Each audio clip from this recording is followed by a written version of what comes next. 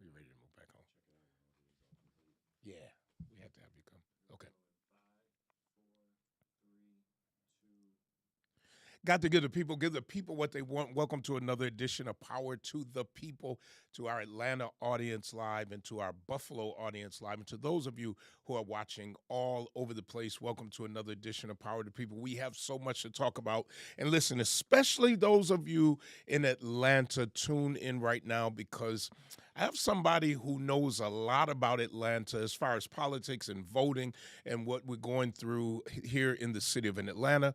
And we got to be careful also up here in Buffalo. He is the county executive of Erie County here in New York State. Mark Poloncarz, welcome to the show. It's good to be here, Darius. It's good to be with you again because we spent a lot of time through the years. We spent a lot of time. And all of our boards that we were on when I was council president. And, of course, you have been county executive for how many years? This is my 15th year. Wow. This is my 21st year in county government. I started in 2005 as the county controller, the elected chief financial officer. In 2011, I got elected county executive, and I have a year and a half left in my term. So I started as the fresh face. Now I'm kind of the gray beard. What made you, and for those of you in Atlanta, I am going to ask them to, in a few minutes, to explain, but not just Atlanta, but some people in Buffalo don't know what the county does, but what made you decide to retire?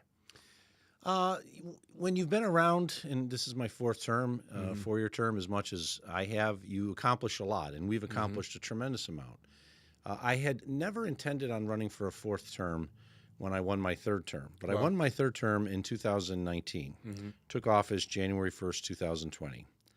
Everything I wanted to do got pushed aside in that third term because of what occurred thereafter. Absolutely. We had the COVID pandemic, which basically shut down our community and the world for a year and a half to 2 years.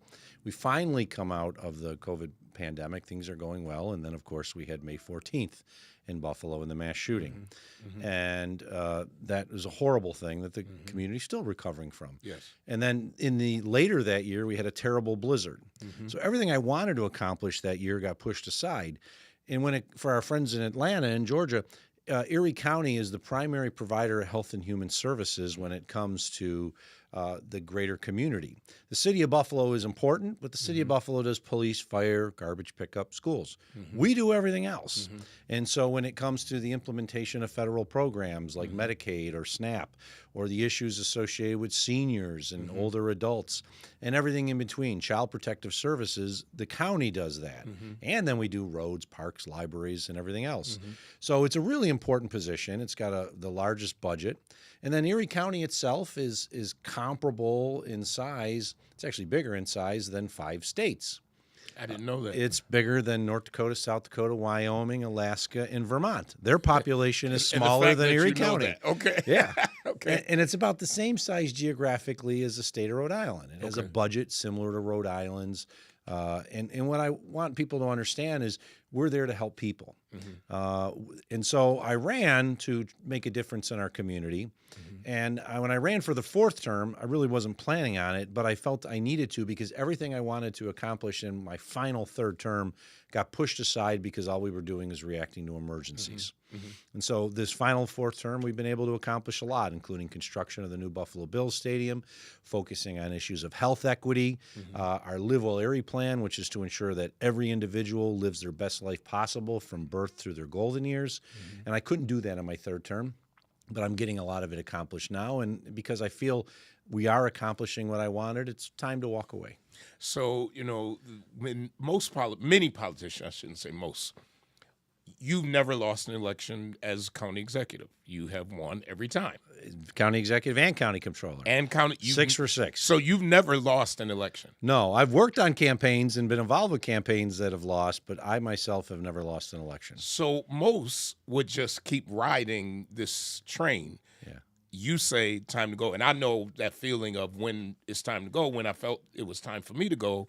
It wasn't because I had never lost an election, whether it's school board or president of the council, but I woke up one day and I was like, yep, this is it. Yeah, there's a point in your career when you realize what more can I accomplish in this position? And I feel I'm still young. I'm 58, but I have more to give. But when it comes to that more to give, I feel I can give it in different ways, and on a more national scale. So one of the things that we were talking about prior was that I'm now the chair of the National Democratic County Officials. I represent every county elected officials, and the county parties, the chairs, so to speak, on the DNC.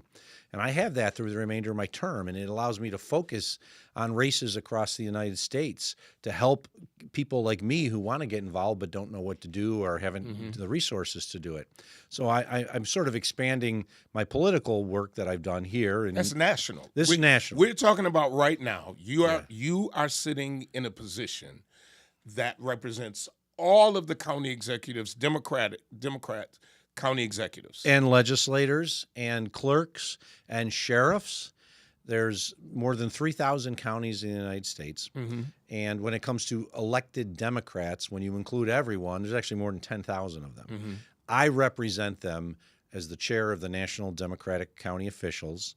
And I'm a DNC member. I attend meetings. I know the new chair, Ken Martin.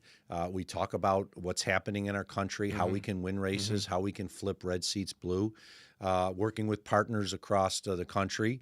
The actual new second vice chair of National Democratic County Officials comes from Chatham County, Georgia, which is the Savannah area, and that's Aaron Whitley.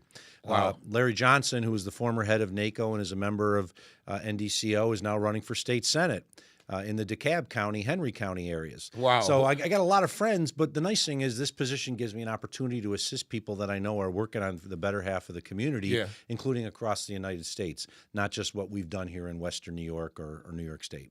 So now you have this national platform. And I mean, how did you get there? This was something you had to run for? Did you have to campaign for? Were you chosen for? Well, I was chosen for by the members. Okay. We actually sort of campaign. There's a What does that mean? Well, there's a board. Right. There's membership, there's a board, and then there's the executive committee. Okay. And you have to go through a process where you move up into the executive committee. I was second vice president. I was first vice president. My predecessor came from Hamilton County, Ohio, Denise Treehouse, which is the Cincinnati area. Her predecessor came from the Minneapolis area. From Michigan. That predecessor came from Minneapolis. So it's a national organization with leaders from across the country, but you got to have the support of the membership. Right. And if you don't, and they just think you're not willing to help them out and work on behalf of the country and our party, you're not going to move forward. Yeah. So I got the support. And when I became first vice president, I didn't have any opposition, which means nice because in my county, for those who are in Georgia, I have always faced a Republican opponent. I've never had a free race. Erie County is a purple race. And when I had the opportunity to become first vice president and nobody ran against me, it was like, wow, this is a great feeling. It doesn't happen. Absolutely right. So I moved up, and the most recent chair moved on. She's got a different role. And as a result, I became the chair, and I am now, through the end of 2027, the representative of county officials in the Democratic Party nationwide. I mean, that's great that you're there. Let's talk about the Democratic Party a little bit, because I talk a lot about on this show, and I know Hakeem Jeffries has been in Buffalo. At the end of the day, what is the Democratic Party standing for? I hear a lot of people talk about anti-Trump. And I think many people want to hear, besides anti-Trump, because he's there, what is the Democratic Party? Well, first off, the message can't be just anti-Trump. Absolutely. If we're going to win the White House in 2028 or take back the House this year, it can't be just about anti-Trump. It's about, what are you going to do for me? The Democratic Party is the party of the working men and women of this country. I'd like to remind everybody, the Republicans like to say what the Democrats are, but I'm going to tell you who they are and why I'm proud to be a Democrat. I'm proud to be a Democrat from the party that Franklin Delano Roosevelt brought us with regards to Social Security, the 8-hour workday, protecting union rights. I'm proud to be a member of the Democratic Party that was JFK and LBJ that brought us civil rights and the Voting Rights Amendment, which, of course, is under attack nationally, as well as Medicaid and Medicare, programs that are astronomically popular with the public today. The Affordable Care Act and health care. It's the Democratic Party, only the Democratic Party, that's fighting to ensure each and every one of our citizens has high-quality, affordable health care. The Republican Party has tried to strip it, and there are millions of people nationwide because of the big, ugly bill who have lost their health care. Only the Democratic Party is fighting for health care. And we know how important health care is. If you don't have health care, you're not going to the doctor. You're not going to a clinic because you're afraid of paying for it. But if you don't go to the doctor and you don't go to the clinic and you have an issue, when you finally go, it could be too late. So everyone should have high-quality, affordable health care, and only the Democratic Party is fighting for it. We're there ensuring that the affordability issue that is going on in the country today is addressed. I don't want to make it too political, but the president is focused on billionaires. And unless you were a billionaire, you did not get a benefit from the big, ugly bill. The rest of the people were basically left with the bill, which is paying for the tax breaks for the wealthy.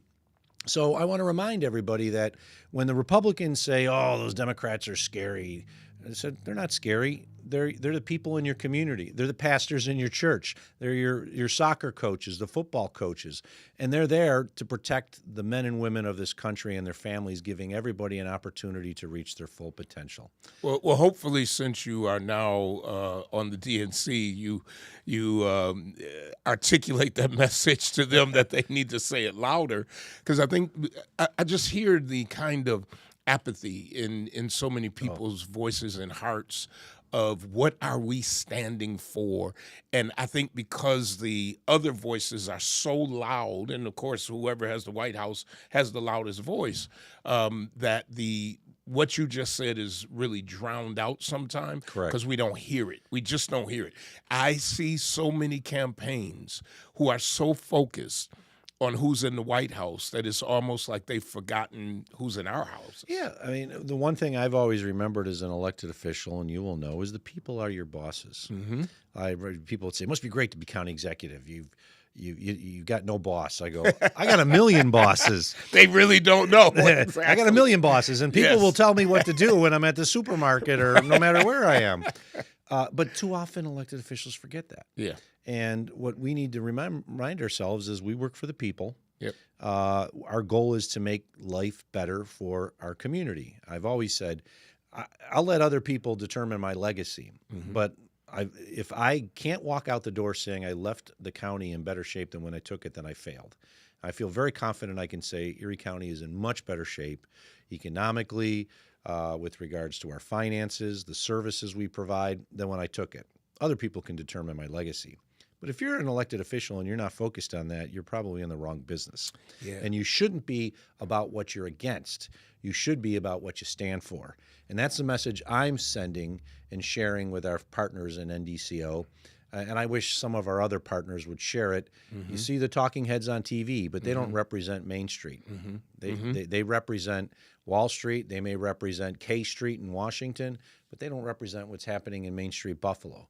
And I think people need to understand that whether it's here or whether it's in Georgia, that there are people fighting for you, but you got to push them to remind them that you're my boss. So, about to retire in a whole another year or something. Yeah, Let's be clear. Year and 5 months. It is not this year coming up. There's not going to be an election.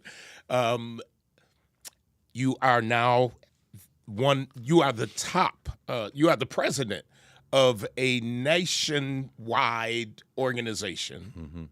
You have just started, I believe, a PAC. PAC, Boosting Future Leaders Onward, to help county and local officials across the United States. As I said, we just endorsed Larry Johnson for State Senate District Number 10 in Georgia. We're endorsing in Tennessee. We're endorsing in Missouri. And PAC is about money.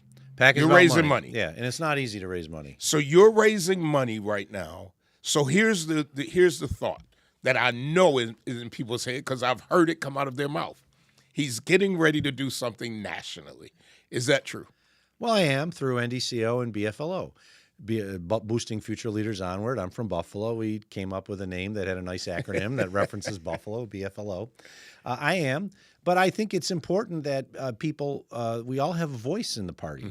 And I believe that and we're from New York, but we like to joke we're from the West Coast of New York because we're on the West Coast of New York State, on the East Coast of Lake Erie. But if we're just hearing the voices from New York City and Los Angeles, we're missing out on truthfully what our country is and the issues that we're dealing with. And I'm trying to, through NDCO and what I'm doing with BFLO, become more of a voice. And I'm having an opportunity to do that. I'm traveling across the country. Actually, in a week and a half, I'll be in Tennessee, assisting them in their general elections, which are actually held in August. And the idea is, if we just listen to the voices on the coast, we're missing out on what truly is happening in our country. And if the Democratic Party does that, shame on itself, because we will lose in 2028.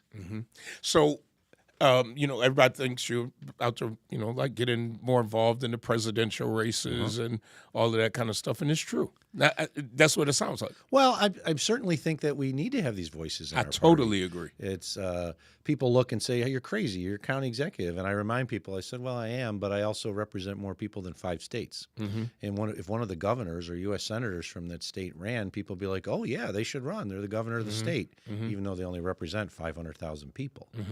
I was at an event this past week in New Orleans, and there was somebody there from Wyoming, and they joked. They said, we have 1.2 million herd of cattle and 550,000 residents. And more cattle than people. There's more cattle than people.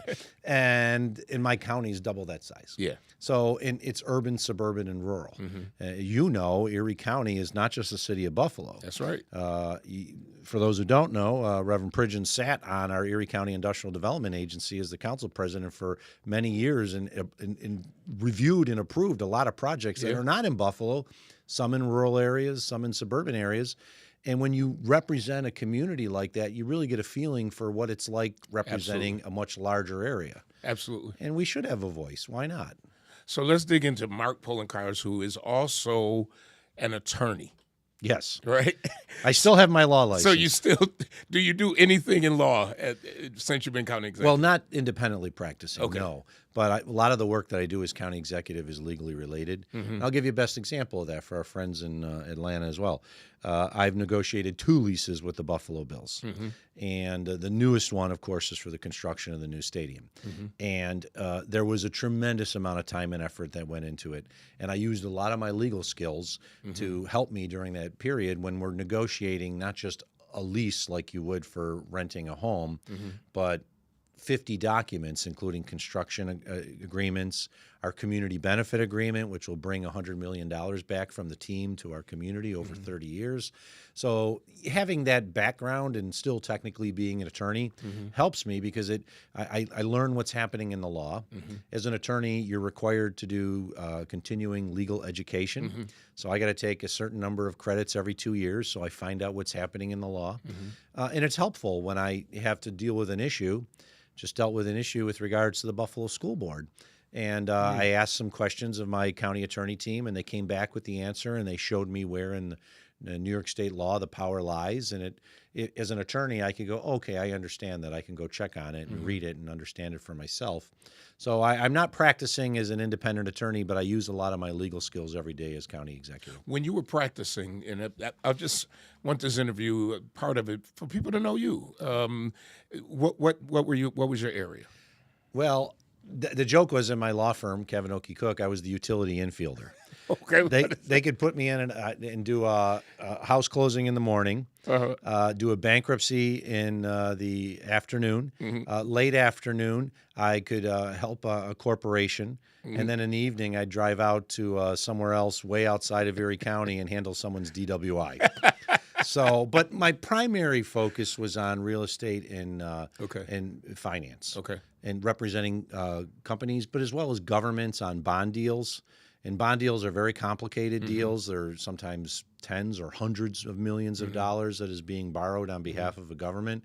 So I did that, but because of my background, I did everything. Yeah. And the interesting thing is I liked doing bankruptcies because it gave people second chances. And I remember a couple, I won't use their name, but they were at their wits' end, and they filed bankruptcy because the wife had a serious health issue. And this is why what President Obama did with the Affordable Care Act was huge.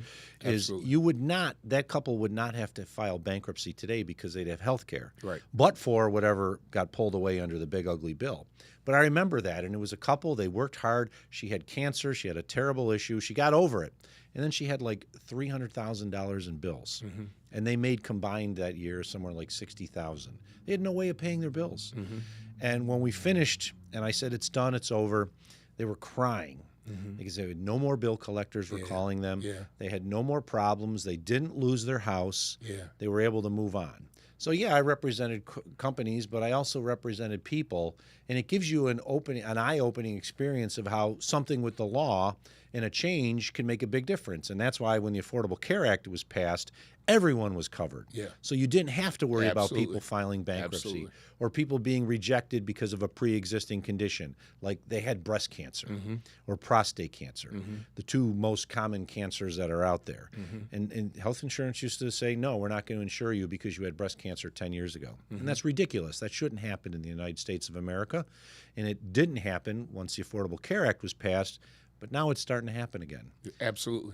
And that's why it's got to change. So, recently married? Yes. Yeah. I mean, you were the most eligible bachelor in Erie County, they used to say. Yes. Well, congratulations. Thank you. This is my second marriage. This is both our second marriages. And Lindsay Lauren Visser. She runs the Niagara Aerospace Museum as well as the appointed City of Buffalo historian. I always thought I wasn't going to get married again. But when you find the right person, you find it. Right? You find it, you know it, and I'm just like, I want to spend the rest of my life with her. And so I asked her to marry me last year when we were on vacation in England. And we just got married in June 12th. And I'm going to always remember your wedding. It happened on the day of Juneteenth parade. Oh, yes. The governor had to leave in order to get to that, but she went all the way to the end. That was the only time I had a legitimate excuse to miss the Juneteenth parade. Why aren't you coming? I'm getting married. Well, okay. I'm going to say this. For anybody who thought you missed for any other reason, I've been with you in the Juneteenth parade, and I think the year before you actually walked with the governor and danced with people. I was dancing. And that was so different because and we'll get to, I'll try to close out with some of the stuff you're working on. But it was so different to see your personality like that. We've worked together for years. We worked together for at least a decade. And you are the type of elected official, or man, just person. You say what you mean. You do not hold your tongue. Correct. We watched that through COVID. We didn't always agree, but we were respectful of one another, and I appreciate that of how our relationship has been. I remember one time I did something, and they had you on the news, and they're like, well, Prince is doing this. You're like, well, I don't recommend it. And I came here, and I was like, I don't care. But we never went at each other. We went about issues. Correct. So I know that about you. And we can talk to each other. And we can talk. We have each other's cell phone. Yeah. We never attacked one. Well, it's not in my personality, not in your personality. We don't do that. But to see you at Juneteenth, and you were I've never seen you that loose and comfortable. Your personality, what kind of personality you think you have? Well, I mean, it's pretty laid back in general. But in the role that I have as the chief elected officer for an entire community, you can't be You can't open up. You can't be too loosey-goosey. It started in COVID when I started putting videos on of me playing guitars and singing songs. People didn't know that. I used to be in a band. Mark in the background shaking his head. It's like I used to be in a band. I used to sing, and then I didn't do it for years. But I would bring out my guitar every now and then and play. And couldn't do it during COVID. So I did, and people are like, oh, my Lord, you play guitar? You sing? I go, yeah. And it's also just a realization that you should never just be you should always be yourself, but you should never be anything that you're not. And you see too often elected officials or people running for office who try to be something that they're not. Absolutely. So there I was. I remember Juneteenth parade, and I was getting down. You were getting down. Now, I'm not kidding. And I remember, and she's like, what? I said, I'm from the city of Lackawanna, class of 85. Man, I'm not going to moonwalk down the street, but trust me, we were singing and dancing, we were having fun, and it was natural. It was Prince. I was like, I'll start singing Prince and stuff like that. They go, really? I go, that's me. And I want people to understand that these are difficult jobs. Yeah. These are sometimes very exceptionally serious jobs, and you have to take it seriously. Yep. But it's okay to show your other side, and I did that day. And I had many people said, "I saw you dancing down Genesee. Holy mackerel, you got some moves." It was fun, and I think you were probably the most talked about person in my circles who saw us coming down that street. I mean, we were with the governor, but they were talking about you, and I really appreciated that moment. I appreciated also the moment when I think I may have been one of the first elected officials to get COVID, and I remember a call from you. Calling just to check, and I will never forget that, and I appreciate that. Well, certainly, as a friend, I wanted to check up because it was early, and a lot of people like to have different opinions of COVID today, but in my county, we lost more than 3,000 residents due to COVID, and there were people of all ages that were lost, and especially during this first year when we really didn't know how to react to it, and I was worried. Yeah. Because it was not a minor thing, and depending on your health condition today, if you caught COVID still, it's not a minor thing if you have underlying conditions.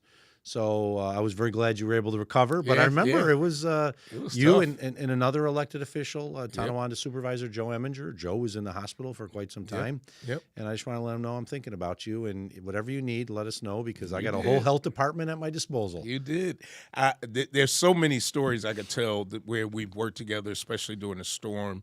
And I just remember somebody not being able to get out of their house to get to, and you made a way. Everybody can have their opinion, but I appreciate that about you. I know people are going to miss you, but we still got a year and a half, so we still got time. Still a year and a half? So since we got a year and a half, what's happening now that you want people to know that you're working on now? Well, big thing is, especially with the issues dealing with the big ugly bill, people losing their health care. And we're working on Health and Human Services. We have what's called the Live Well Erie plan, which is to ensure that every resident, regardless of their age, from the newborn to our oldest adults, lives their best life possible. And that requires involvement from government. It requires involvement from not-for-profits. Not everybody's independently wealthy. Not everybody has health insurance, but we're here to let them know that there are services that we provide. Cancer screenings. If you don't have health insurance, we're still going to provide free cancer screenings for you. We're going to do lead testing. That's a big issue in the city of Buffalo because of the age of homes. Right. And a lot of homes have lead paint on the walls. So there's a lot of things that we do for young children. There's also stuff that we do for older adults to ensure that they're living their best life possible. They're eating nutritious meals. They're getting out of their house. They're not just sitting in their house all day watching television. They're congregating with other adults. And the Live Well Erie plan is exactly that. You go to livewellerie.com and you can learn more about it. But we're really focused on that and health equity. We really saw in COVID the inequity that exists in healthcare. Absolutely. And what bothers me about what's going on the attacks on DEI is if you can't talk about equity, then you certainly can't talk about inequity. And there is inequity that exists with regards to healthcare, among other things in our country today. And I've said I believe we should be talking about diversity, equity, and inclusion because we're stronger as a country because of our diversity. Absolutely. If you can't talk about equity, you can't talk about inequity, and we need to talk about that. When it comes to inclusion, I follow the advice of the person who's living across the street from me permanently, Shirley Chisholm. Shirley Chisholm, for those who don't know, is actually buried in Forest Lawn Cemetery in Buffalo. But when it comes to inclusion, I believe everyone should have a seat at the table that we call the United States of America, and if they do not have a seat, bring a folding chair, just like Shirley. And there's a great statue, if you're in Buffalo, check it out, of Ms. Chisholm with a folding chair right next to her. Well, if you go to Shirley Chisholm's grave, and her husband went to the church I grew up with, at St. Luke AME Zion Church on Ferry, you see Shirley Chisholm, and if you look straight across, you see Darius Pridgeon. Oh, you're going to be purchased, in the mausoleum? And my name is already on it. My birth date is already on it, and a saying is already on it. Well, let's wait many years for the rest of it. I said I paid so much for it. They said, well, you can get it done now. I paid so much for the thing. I'm like, no, I'm going to walk in there. When I go in there, I see it. And a matter of fact, the guy who came to me from Forest Lawn, who was with them at that time, his name was Kirkwood, and he comes to me at council. After a council meeting, he says, I got a wonderful opportunity for you. We've got this, this location, and I didn't realize it was a double in the mausoleum. And I go, no, I'm not thinking about it. And this is what changed my mind. He said there are only 3 spots left in this mausoleum before it's full. And I said, still not interested. And he tells me the price. Definitely wasn't interested. And he said, it's straight across from Shirley Chisholm. I'm interested. Yeah. And I got that for that reason, to be in the same place where history has been made. And I've seen it. Yeah. It's if you don't look for it, you Yeah. wouldn't find. It's not like it's Right. there's a great statue outside the Right. mausoleum, but inside the mausoleum, you kind of have to look for it. You got to look up. Yes, It tells 'cause you it's a at lot top. about her as a person. Yeah. And her husband, that they weren't like, we have to be up front. Exactly. Because, you know, we're born naked, and we come out, when we leave this world, we all leave the world one way. We are going to leave one way. Yeah. So you're working on that. Are you seeing a cut from the federal government when it comes to health? We're expecting it next year. Yeah. We're expecting that we're going to have to take over some of the costs associated with SNAP, the Supplemental Nutrition Assistance Program. It's going to be significant. The first year hit will be 27. The major hit will be 28, because the fiscal years are different. Okay. So the federal fiscal year will only affect us partially next year. Okay. It will really affect Erie County and all counties across the United States starting in 2028. And it's tens of millions of dollars. We're expecting a $15 million hit just in 27, but it could be $50 million in 28. That means what ended up happening in the Big Ugly Bill, the National Association of Counties calls it the big shift. It didn't cut things. It just shifted the payment for it from the federal governments to the state and local governments, the counties. And now the services might still be provided under SNAP, even though Medicaid was cut, but now they're going to expect the local governments and the states to pay for it. It's going to be bad. It really is going to be bad. Is Erie County prepared? We're prepared for next year. We're going to be able to issue a budget for 27, but I will be responsible for preparing the budget for 2028. I will do whatever I can to ensure we have a balanced budget that meets the needs of this community. But I'm not going to close libraries and parks. We'll find a way to make it happen. But I'm really hopeful that, truthfully, the Democrats take over the House and they're able to change some of the things that happened. I'm not certain that's going to be able to be done until the change in the White House. But all communities across the United States know about this. All counties are worried. It doesn't matter whether it's from Erie County in New York to Chatham County, the southern part of Georgia. And it's not going to be good. Yeah. And we're basically paying so the wealthiest got a big tax cut. Last two questions. The best thing about being county executive and the biggest challenge? They're related in some ways. The best thing is you can actually make an impact on people's lives. Yeah. It's unlike other positions because you can implement change that positively impacts people's lives. And the challenge of it is, how do you go about it and impact the most people? You and I know that whenever you announce something, you're never going to have 100% support. Never. I've always said the only time you agree with a political candidate 100% of the time is if you are staring at yourself in a mirror. Because you're always going to find something you disagree with a political candidate. But in an environment which can be pretty nasty, and Erie County, as I said, is a purple county with some very conservative areas, when I announce things, not everybody's agreeable. Right. But my goal is, what is going to make the biggest difference for all? And so if we're implementing things like Live Well Erie, and it helps a significant portion of the population, maybe not everybody, but it does, then that's a good thing. So the best thing is you can make a difference in people's lives. It's truthfully why I left practicing law. When I was practicing law, I could help out my clients, which at any one time I might have 20. Now I represent a community of 1 million. Yeah, but you also could make much more money as God, an attorney. Yes. Yes. For 20 clients. A lot of people talk about, you make good money as county executive. I said, it's a nice salary. I'd be making substantially more if I had been practicing law in private sector. Do you think you'll go back to that? Nah. No, really? Because I like making a difference in people's lives. And I just don't see that. Because I'm doing okay. It's not like I'm making a ton. It's $140,000 for those that don't know. $140,000 is county executive. But so it's not a ton of money. But I can live my life. But I get more satisfaction out of knowing I improved somebody's life, or I made a difference that helped that child out. And even if they don't know that, at least I know that what we did made a difference in their lives. So you're going to walk out of the door in a year and a half. What do you want to be remembered for? That just, he cared and he made a difference in this community, and it's a better community. Whether it's the Health and Human Services, the work that we did on economic development. You will certainly know when I came in 2012 and you were in the city, it was tough in this region. It was not good. I mean, our unemployment rate in 2012 was over 9%.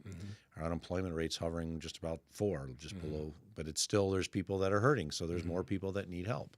But that I made a difference. The county was better for it, and in the long run, the community is better because he cared. Well, it has been a pleasure. We have had many of the what I call the bigwigs in politics, and now we have someone who is a national representative for county government. So that's right at the top of the food chain. I thank you for stopping by. I thank you for your understated efforts that many people don't know about, but I sat at the table. I agreed with you when we talked about clawing back money from businesses that got money from the government and didn't do what they said they would do, and I voted with you on that. I was like, yes, let's get that done. I sat there as we gave businesses chances that we probably should have clawed it back quicker, but you just believed, hey, let's give them a chance. So I've seen all of those parts of Mark Poloncarz. And I wanted, although I know most of your interviews are about, let's just talk the business, I wanted people to really, especially African Americans who might not know you as well as I do, of the efforts that you have given for health. And as we just heard, for what you're going to have to do for people, all people who are struggling in this county, and I appreciate you. Well, thank you, my friend, and I appreciate your service because people don't understand how difficult it is being a public servant, and I thank you for it. And I understand why you left, too. Yeah, and I'm enjoying it. Hey, listen, we'll be back after these messages. Brian K. Lewis Funeral Home and Hobson's, the Doctor of Dry Cleaning. We'll be right back.